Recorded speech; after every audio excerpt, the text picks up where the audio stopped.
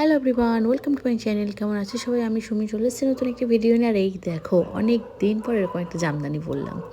শাড়িটা আমার অনেক দিন আগেই কেনা, কিন্তু পরা হয়ে ওঠেনি। তো ভাবলাম যে না পরলে কবে পরবো। শাড়ি তো তারপরে আর কিনে দেবে না, সব নতুন শাড়িগুলো আলমারিতে আছে, ওগুলোই ভেঙে পড়ো। তো একটা শাড়ি ভেঙে পরলাম। আর যেহেতু সোমবার ছিল, দিনটাও খুব ভালো ছিল, শেষ সোমবার।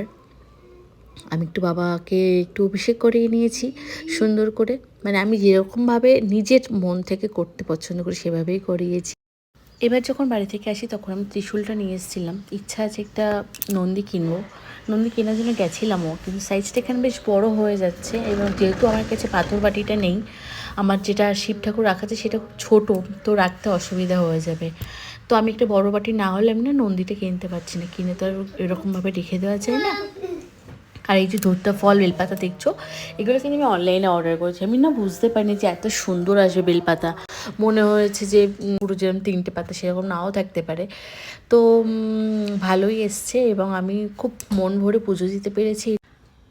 আর কি বলো তো, মন ভরে পুজো দিতে পারলে একটাই ভালো লাগে থাকে, তুমি যে কারণের জন্য উপোসটা করেছো, যে কারণের জন্য ব্রতটা করেছো, সেটা যেন সাকসেস হয়।